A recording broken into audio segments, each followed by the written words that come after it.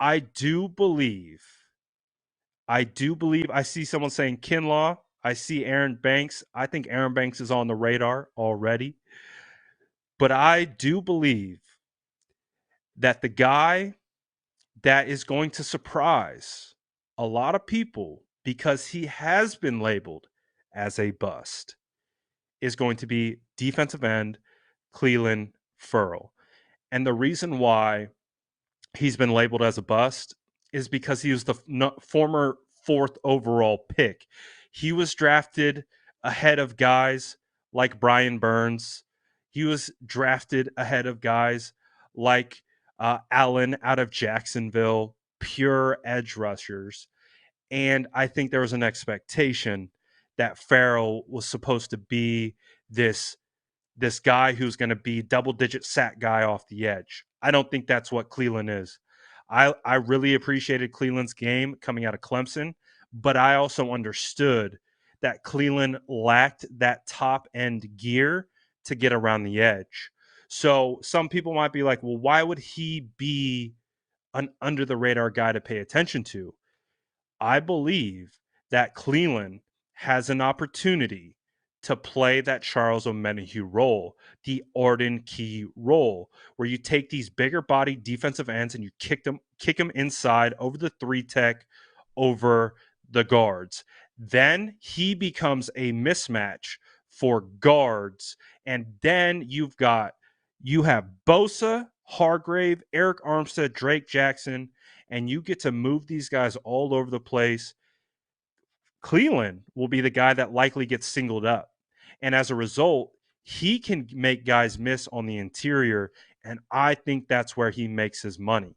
He's got a lot of experience. He started 30 games for the Raiders. He had over 100 tackles over his time, 32 quarterback hits, 13 sacks, and 63 quarterback hurries.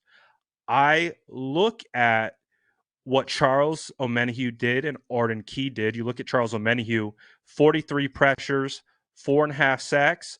Arden Key, 6.5 sacks.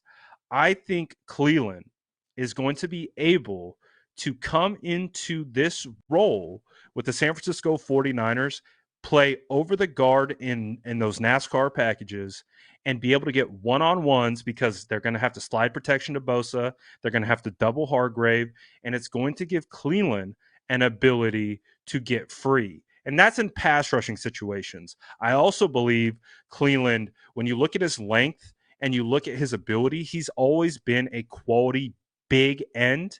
He's never been that Leo. He's never been that pure pass rusher, which is why I never loved to pick at 4 for the Raiders. But he is a good defensive end. If it were up to me, I would have said he's a late first, early second because he doesn't lack that high end gear to get around the edge. But I don't think the 49ers need him to be that. I think the 49ers will have him kick inside. And the other thing, I talked about this earlier relating to Isaiah Oliver blitzing off the edge. Well, Clelin Ferrell proved last year for the Raiders that he could be effective in coverage. So give guys like Cleveland and Isaiah Oliver to Steve Wilks. You bring Oliver off the edge. You drop Cleveland into coverage.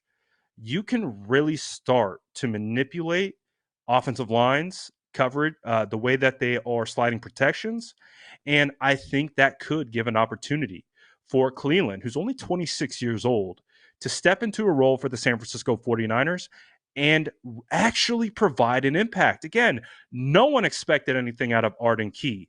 No one really expected a whole lot out of Charles Omenihu, who the 49ers traded a 5th round draft pick for. Both those guys proved this theory of taking kind of big ends and kicking them over the guard and the 3 tech. That to me is where Cleveland is going to be able to thrive and find some success. And I think he will be a dark horse contributor on this stacked defensive line. My projection for him, 23 total tackles. I think he could get in that same range of about 5.5 sacks. And I do believe the key thing to pay attention to is pressures.